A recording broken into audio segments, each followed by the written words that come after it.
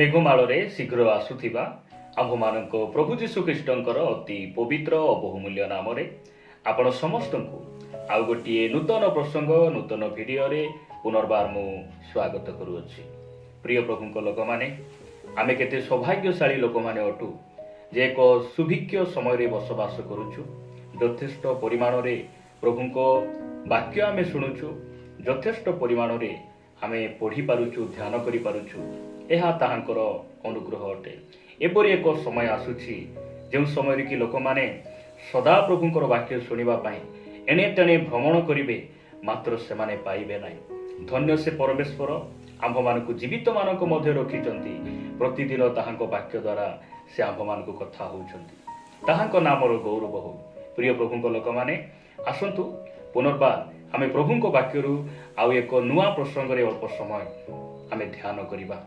ଆଜି ଯେଉଁ ପ୍ରସଙ୍ଗରେ ଆମେ ପ୍ରଭୁଙ୍କ ବାକ୍ୟରୁ କଥାବାର୍ତ୍ତା ହେବା, ସେହି ପ୍ରସଙ୍ଗର ଶୀର୍ଷକ ହେଲା ମଧ୍ୟରାତ୍ରର ପ୍ରାର୍ଥନା। ଆଜିର ପ୍ରସଙ୍ଗ ହେଲା ମଧ୍ୟରାତ୍ରର ପ୍ରାର୍ଥନା। ଏହି ମଧ୍ୟରାତ୍ରର ପ୍ରାର୍ଥନା ଆମ ଜୀବନରେ କେଉଁ ସବୁ ଆଶୀର୍ବାଦ ନେଇ ଆସେ, ଆମ ପରିବାରରେ କେଉଁ ସବୁ ସମସ୍ୟାର ସମାଧାନ କରେ, ଆମେ ଏହି ବିଷୟରେ ଅଳ୍ପ ସମୟ କଥାବାର୍ତ୍ତା କରିବା। ଆସନ୍ତୁ ବାକ୍ୟରୁ ଗୋଟେ ପଦ ପଢ଼ି ଆମେ ଆଜିର ପ୍ରସଙ୍ଗରେ ଆଗକୁ ବଢ଼ିବା। ମୋ ସହିତ ଆପଣମାନେ ଯାକୁବ ପୁସ୍ତକକୁ ଆସିବେ। ଯାକୁବ ପୁସ୍ତକ 5 ଅଧ୍ୟାୟ 13 ପଦରେ ଏ ପ୍ରକାର ଲେଖାଯାଏ, ତୁମ୍ଭମାନଙ୍କ ମଧ୍ୟରେ କ'ଣ କେହି ଦୁଃଖ ଭୋଗ କରୁଅଛି, ସେ ପ୍ରାର୍ଥନା କରୁ। ପ୍ରଭୁଙ୍କ ନାମର ଗୌରବ ହେଉ। ବାଇବେଲ ଆମକୁ ପ୍ରାର୍ଥନା ଅନୁରୋଧ ଦେବା ପୂର୍ବରୁ ନିଜେ ବ୍ୟକ୍ତିଗତ ଭାବରେ ପ୍ରାର୍ଥନା କରିବା ପାଇଁ ଶିଖାଏ। ଏହି କଥାକୁ ଆମ ଖ୍ରୀଷ୍ଟିଆନ ଭାଇ ଭଉଣୀମାନେ ଅନେକ ଏହି କଥାକୁ ସେମାନେ କ'ଣ କରନ୍ତି, ସେମାନେ ପାଳନ କରନ୍ତି ନାହିଁ। ଆପଣ ଦେଖିବେ କୌଣସି ସଭା ସମିତିରେ ଆପଣ ଦେଖିବେ ସେମାନେ ଲମ୍ବା ଲାଇନରେ ଘଣ୍ଟା ଘଣ୍ଟା ଧରି ସେମାନେ ଠିଆ ହୁଅନ୍ତି ନିଜର ସମସ୍ୟାକୁ ଅନ୍ୟମାନଙ୍କ ନିକଟରେ ନେଇଯିବା ପାଇଁ। କେହି ଜଣେ ମୋ ମସ୍ତକ ଉପରେ ହାତ ରଖି ପ୍ରାର୍ଥନା କଲେ ଭଲ ହେଇଥାନ୍ତା, ସେ ପ୍ରଭୁଙ୍କ ଦାସ ମୋ ପାଇଁ ଯଦି ଫୋନରେ ଟିକେ ପ୍ରାର୍ଥନା କରିଥାନ୍ତେ, ମୋ ଉପରେ ହାତ ଟିକେ ଥୋଇ ପ୍ରାର୍ଥନା କରିଥାନ୍ତେ, ମୋର ସମସ୍ୟାର ସମାଧାନ ହେଇଥାନ୍ତା। ଏହି ପ୍ରକାର ଅନେକ ଭାଇ ଭଉଣୀମାନଙ୍କୁ ଆପଣ ଦେଖିବେ।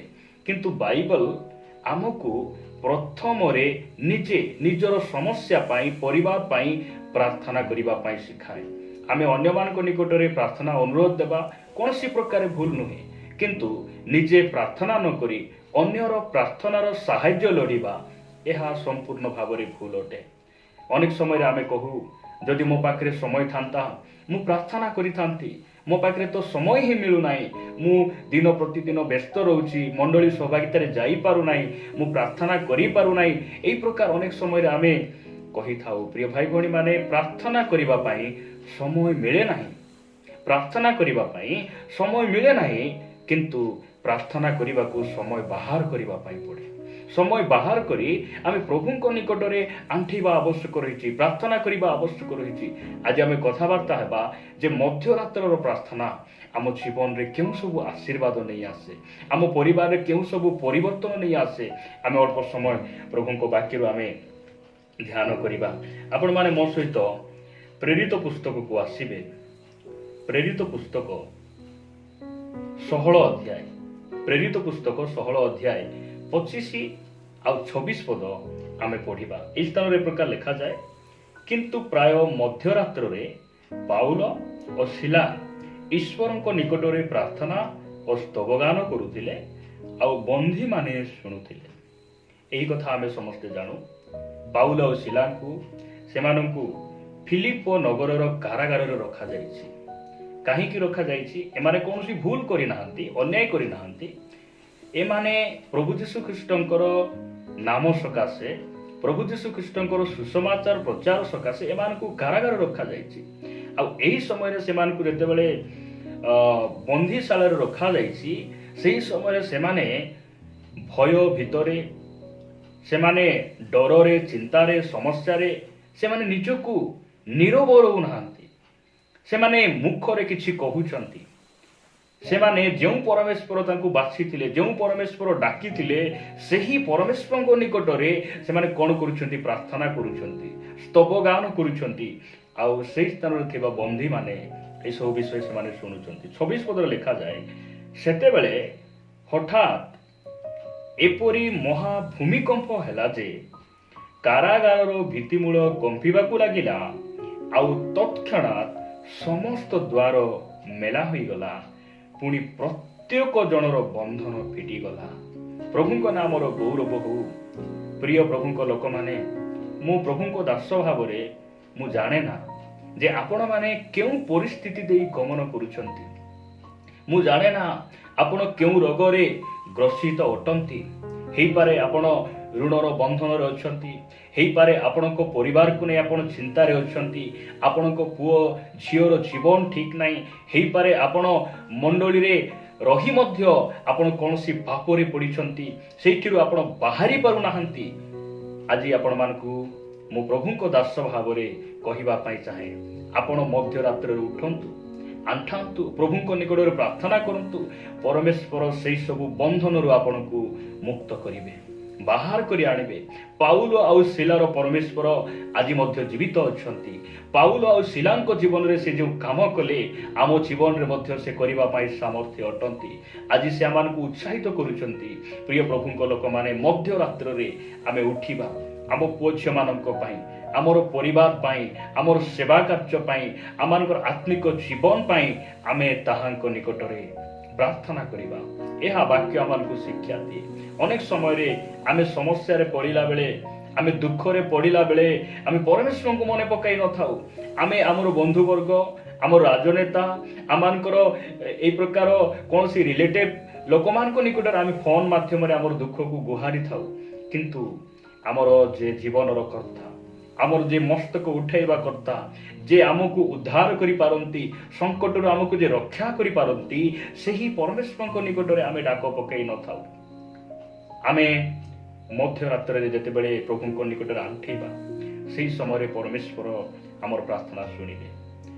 ପ୍ରିୟ ଭାଇ ଭଉଣୀମାନେ, ଅନେକ ସମୟରେ ପ୍ରାର୍ଥନା କରିବା ପାଇଁ ଇଚ୍ଛା କଲେ ମଧ୍ୟ ଶୈତାନ ଆମ ମନ ମଧ୍ୟରେ ଗୋଟେ ଚିନ୍ତା ଢାଳେ ଯେ ତୋର ପ୍ରାର୍ଥନା ପ୍ରଭୁ କିପରି ଶୁଣିବେ? ତୁ ତ ପ୍ରାର୍ଥନା ସହଭାଗିତାରେ ଯାଉନୁ, ତୁ ତ କେତେ ପାପ କରିଛୁ, ତୁ ତ କେତେ ମିଛ କହିଛୁ, ତୋ ପରି ଅଭଦ୍ରାମୀ ଲୋକର ପ୍ରାର୍ଥନା ପ୍ରଭୁ କିପରି ଶୁଣିବେ? ଏହି ପ୍ରକାର ଯଦି ମନ ମଧ୍ୟରେ ଶୈତାନ କିଛି କହୁଛି, ଆପଣ ସେହି ସମୟରେ କୁହନ୍ତୁ, ମୁଁ ପାପୀ, ମୁଁ ଅଧାର୍ମିକ, ମୁଁ ଏହି ପ୍ରକାର କୌଣସି ମୋ ଠାରେ ଯୋଗ୍ୟତା ନାହିଁ ଯେ ମୁଁ ପବିତ୍ର ହେବି। କିନ୍ତୁ ମୋ ନିମନ୍ତେ ଜଣେ ବ୍ୟକ୍ତି ଯେ କ୍ରୁଶରେ ମୋର ପାପ ନିମନ୍ତେ, ଅଧର୍ମ ନିମନ୍ତେ, ମୋର ଅଭଦ୍ରାମୀ ନିମନ୍ତେ, ମୋର ଅପରାଧ ନିମନ୍ତେ ସେ କ୍ରୁଶରେ ମୃତ୍ୟୁ ଭୋଗ କରି ସେ ଆପଣା ରକ୍ତ ଝରାଇ ମୋତେ ସେ ପବିତ୍ର କରିଛନ୍ତି। ସେଥିପାଇଁ ମୁଁ ତାହାଙ୍କର ସନ୍ତାନ ହେଇଥିବା ସକାଶୁ, ମୁଁ ପରମେଶ୍ୱରଙ୍କର ପୁତ୍ର ହେଇଥିବା ସକାଶୁ ମୋର ସବୁ ପ୍ରାର୍ଥନା ଯୀଶୁଙ୍କ ନାମରେ ସେ ଶୁଣିବେ। ଏହା ମନ ମଧ୍ୟରେ ଆପଣ ଦୃଢ଼ ବିଶ୍ୱାସ କରି ଆପଣ ପ୍ରଭୁଙ୍କ ନିକଟରେ ଆଣ୍ଠେଇ ପ୍ରାର୍ଥନା କରନ୍ତୁ। ଯେଉଁମାନେ ମଧ୍ୟରାତ୍ରରେ ପ୍ରାର୍ଥନା କରନ୍ତି, ସେହି ପ୍ରାର୍ଥନା ପରିବାର ପ୍ରତ୍ୟେକ ପରିସ୍ଥିତିକୁ ପରିବର୍ତ୍ତନ କରେ। ବନ୍ଧନ ଅବସ୍ଥା ଫିଟିଯାଏ। ପାଉଲ ଆଉ ଶିଲା ପ୍ରାର୍ଥନା କରୁଥିବା ସମୟରେ ତାହାଙ୍କୁ ବାନ୍ଧିଥିବା ସେହି ଜଞ୍ଜିର ଖସି ଯାଉଛି, କାରାଗାରର ଦ୍ୱାର ମେଲା ହେଇଯାଉଛି। ହେଇପାରେ ଆପଣଙ୍କର କୌଣସି ରାସ୍ତା ବନ୍ଦ ଅଛି, ଆପଣ ପ୍ରାର୍ଥନା କରନ୍ତୁ, ପ୍ରଭୁ ସେଇ ରାସ୍ତାକୁ ଖୋଲିବେ, ପ୍ରଭୁ ସେଇ ବାଟକୁ ଫିଟେଇବେ। କାରଣ ପାଉଲ ଆଉ ଶିଲାର ପରମେଶ୍ୱର ଆମର ପ୍ରଭୁ ଅଟନ୍ତି। ଆମ ଜୀବନରେ ମଧ୍ୟ ସେଇ କାର୍ଯ୍ୟ କରିବା ପାଇଁ ସେ ସାମର୍ଥ୍ୟ ଅଟନ୍ତି। ଆସନ୍ତୁ ବାକ୍ୟର ଆଉ ଗୋଟେ ପଦ ପଢ଼ି ଆମେ ଆଗକୁ ବଢ଼ିବା। ମୋ ସହିତ ଆପଣମାନେ ଗୀତ ସଂଗୀତା ପୁସ୍ତକକୁ ଆସିବେ। ଗୀତ ସଂଗୀତା 50 ଅଧ୍ୟାୟ 50 ଗୀତ 15 ପଦରେ ଲେଖାଯାଏ, ପୁଣି ସଙ୍କଟ ଦିନରେ ଆମ୍ଭକୁ ଡାକ, ଆମ୍ଭେ ତୁମକୁ ଉଦ୍ଧାର କରିବା, ଆଉ ତୁମ୍ଭେ ଆମ୍ଭର ମହିମା ପ୍ରକାଶ କରିବ। ତାହାଙ୍କ ନାମର ଗୌରବ ହଉ। ସଙ୍କଟ ଦିନରେ ଆମେ 108କୁ ଫୋନ କରୁ। ସଙ୍କଟ ଦିନରେ ଆମେ ଆଉ କାହାର ସାହାଯ୍ୟକୁ ନେଉ। ମାତ୍ର ଅନେକ ସମୟରେ ଯେ ସଙ୍କଟରୁ ଆମକୁ ଉଦ୍ଧାର କରିପାରନ୍ତି, ସେହି ପରମେଶ୍ୱରଙ୍କୁ ଆମେ ଭୁଲି ଯାଇଥାଉ। ପ୍ରଭୁ ଆଜି ମନେ ପକାଇ ଦେଉଛନ୍ତି, ସଙ୍କଟ ସମୟରେ ତୁମେ ଆମକୁ ଡାକ, ଆମେ ତୁମକୁ ଉଦ୍ଧାର କରିବା। ସେ ଆମର ଉଦ୍ଧାରକାରୀ, ସେ ଆମକୁ ଉଦ୍ଧାର କରିବା ପାଇଁ ଆସିଲେ। ତାହାଙ୍କ ନାମର ଗୌରବ ହଉ। ପ୍ରିୟ ପ୍ରଭୁଙ୍କ ଲୋକମାନେ, ଯେତେବେଳେ ସଙ୍କଟରେ ଆମେ ପଡ଼ୁ, ସମସ୍ୟାରେ ପଡ଼ୁ, ଅନେକ ଭାଇ ଭଉଣୀମାନେ ସେମାନେ ସଙ୍କଟ ସମୟରେ ସେମାନେ ପ୍ରଭୁଙ୍କୁ ଡାକନ୍ତି ନାହିଁ। ସେମାନେ କୂଅରେ ଡେଇ ପଡ଼ନ୍ତି, ସେମାନେ ବିଷ ପିଇ ଦିଅନ୍ତି, ବିଭିନ୍ନ ପ୍ରକାର ଭୁଲ ନିଷ୍ପତ୍ତି ଗୁଡ଼ିକ ସେମାନେ ନିଅନ୍ତି। ମୁଁ ଏତେ ଋଣ ଲାଗିଛି, ମୁଁ କେମିତି ରାସ୍ତାରେ ଚାଲିପାରିବି, ମୁଁ କ'ଣ କରିବି, ମୁଁ ଶୁଝି ପାରୁନାହିଁ, କ'ଣ କରିବି, ବିଭିନ୍ନ ଚିନ୍ତାରେ ରହି ଅନେକ ଭାଇ ଭଉଣୀମାନେ ନିଜ ଜୀବନକୁ ସେମାନେ ହାରୁଛନ୍ତି। ଆପଣଙ୍କର ଭବିଷ୍ୟତ ପରମେଶ୍ୱରଙ୍କ ହସ୍ତରେ ରହିଛି। ସବୁ ସମୟ ତାହାଙ୍କର ହସ୍ତଗତ ଅଟେ। ଆଉ ଏଇ ପ୍ରକାର କୌଣସି ଗାତ ନାହିଁ ପୃଥିବୀରେ ପରମେଶ୍ୱର ସେଇ ଗାତରୁ ଯେ ଆପଣଙ୍କୁ ବାହାର କରିପାରିବେ ନାହିଁ। ଆମର କାମ ହେଲା ଆମେ ତାଙ୍କୁ ଡାକିବା, ସଙ୍କଟ ଦିନରେ ଆମେ ତାହାଙ୍କ ନିକଟବର୍ତ୍ତୀ ହେବା, ତାହାଙ୍କୁ ଆମେ ଡାକିବା, ଆମେ ତାହାଙ୍କ ନିକଟରେ ଆମର ସବୁ ସମସ୍ୟାକୁ ଆମେ ତାଙ୍କୁ ଚଢ଼ାଇବା, କାରଣ ସେ ଆମର ବାପା ଅଟନ୍ତି ଆଉ ସେ ସବୁ ସମସ୍ୟାକୁ ସମାଧାନ କରିବା ପାଇଁ ସାମର୍ଥ୍ୟ ଅଟନ୍ତି। ପ୍ରିୟ ପ୍ରଭୁଙ୍କ ଲୋକମାନେ, ପ୍ରଭୁ ଆମମାନଙ୍କୁ ଦୟା କରନ୍ତୁ। ଆପଣମାନଙ୍କ ନିକଟରେ ଆଉ ଗୋଟେ ବାକ୍ୟ ପଢ଼ି ମୁଁ ଆଗକୁ ନେବା ପାଇଁ ଚାହେଁ। 34 ଗୀତ 4 ପଦରେ ଏ ପ୍ରକାର ଲେଖାଯାଏ, ମୁଁ ସଦା ପ୍ରଭୁଙ୍କର ଅନ୍ୱେଷଣ କଲି ଓ ସେ ମୋତେ ଉତ୍ତର ଦେଲେ, ପୁଣି ମୋର ସବୁ ଭୟରୁ ମୋତେ ଉଦ୍ଧାର କଲେ। ତାହାଙ୍କ ନାମର ଗୌରବ ହଉ। ଆମେ ପ୍ରଭୁଙ୍କୁ ଡାକିବା। ଆମେ କେଉଁ ଭୟରେ ଅଛୁ? ଗାଁ ଲୋକଙ୍କ ଭୟ ହେଇପାରେ, ଭୂତ ପ୍ରେତ ଗୁଣି ଗାରେଡ଼ି। ଆମେ କେଉଁ ଭୟରେ ଅଛୁ? ମୃତ୍ୟୁର ଭୟ, ରୋଗର ଭୟ, ସାମାଜିକ ଭୟ। ଆପଣ କେଉଁ ଭୟରେ ଅଛନ୍ତି? ଆପଣ ପ୍ରଭୁଙ୍କୁ ଡାକନ୍ତୁ। ପ୍ରଭୁ ଆପଣଙ୍କୁ କ'ଣ କରିବେ? ଉଦ୍ଧାର କରିବେ। ସେ ଉଦ୍ଧାର କରିବେ, କାରଣ ସେ ସାମର୍ଥ୍ୟ ପ୍ରଭୁ ଅଟନ୍ତି। ଆମକୁ ଉଦ୍ଧାର କରିବା ପାଇଁ ତାଙ୍କ ପାଖରେ ସେଇ ବଳ ରହିଛି। ପ୍ରଭୁ ଆମମାନଙ୍କୁ ଦୟା କରନ୍ତୁ। ଆସନ୍ତୁ ଶେଷରେ ଗୋଟେ ବାକ୍ୟ ପଢ଼ି ଆମେ ସମାପ୍ତ କରିବା।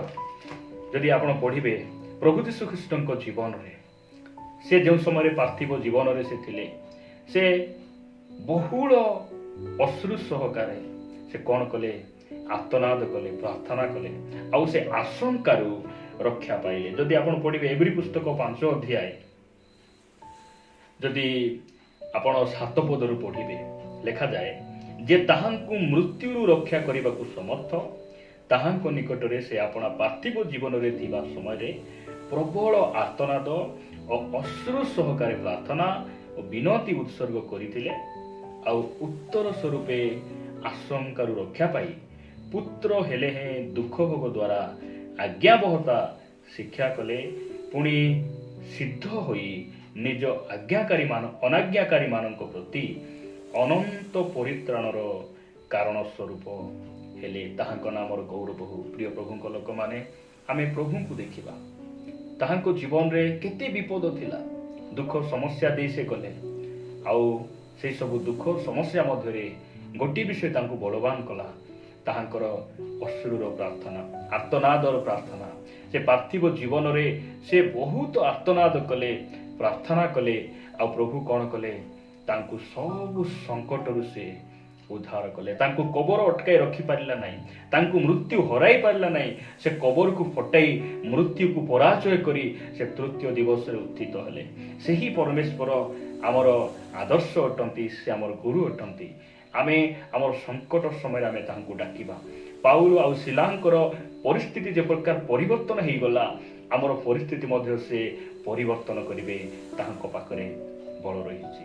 ମଧ୍ୟରାତ୍ର ପ୍ରାର୍ଥନା ଆମର ପରିସ୍ଥିତିକୁ ବଦଳାଇବ, ଆମର ପରିବାରକୁ ସଂଗଠନ କରିବ, ଆମକୁ ତାହାଙ୍କର ଆଗମନ ପାଇଁ ଆହୁରି ମଜବୁତ କରିବ। ପ୍ରଭୁ ଏହି ବାକ୍ୟ ଦେଇ ଆମ ସମସ୍ତଙ୍କୁ ଆଶୀର୍ବାଦ କରନ୍ତୁ। ଆସନ୍ତୁ ପଦେ ପ୍ରାର୍ଥନା କରିବା। ପ୍ରେମିକ ସ୍ୱର୍ଗୀୟ ପିତା, ଆମେ ତୁମକୁ ଧନ୍ୟବାଦ ଦେଉଛୁ। ତୁମେ ଆମର ବାପା ଅଟ। ପିତା, ସଙ୍କଟ ଦିନରେ ଆମେ ତୁମକୁ ଡାକିବା ପାଇଁ ତୁମେ ଆଜି ଆମମାନଙ୍କୁ କହିଛ, ଧନ୍ୟବାଦ। ପିତା, ଅନେକ ସମୟରେ ପ୍ରାର୍ଥନା କରିବାକୁ ଆମେ ବାହାନା କରିଛୁ, ଅନେକ ଛଳନା କରିଛୁ। ତୁମେ ଦୟା କର। ପ୍ରାର୍ଥନା କରିବାକୁ ସମୟ ନଥାଏ, ଆମେ ସମୟ ବାହାର କରି ତୁମ ନିକଟରେ ଆଣ୍ଠେଇବା ପାଇଁ ତୁମ ଅନୁଗ୍ରହ ଦିଅ। ଆଉ ସଙ୍କଟରୁ ତୁମେ ଆମମାନଙ୍କୁ ଉଦ୍ଧାର କରି ଗୌରବ ପାଅ। ମହିମା ଗୌରବ ତୁମକୁ ଦେଇ ପ୍ରାର୍ଥନା ଯୀଶୁଙ୍କ ନାମରେ ମାଗୁଛୁ, ଆମେନ୍, ଆମେନ୍। ସମସ୍ତଙ୍କୁ ନମସ୍କାର। ପ୍ରଭୁ ସମସ୍ତଙ୍କୁ ଆଶୀର୍ବାଦ କରନ୍ତୁ। ପ୍ରଭୁଙ୍କ ଅନୁଗ୍ରହ ହେଲେ ପରବର୍ତ୍ତୀ ଅଧ୍ୟାୟରେ ଆମେ ପରସ୍ପର ସାକ୍ଷାତ କରି ତାହାଙ୍କର ଗୌରବ ମହିମା ନିମନ୍ତେ ଆଗକୁ ବଢ଼ିବା। ରହିବା। ନମସ୍କାର। ଗଡ୍ ବ୍ଲେସ୍ ୟୁ।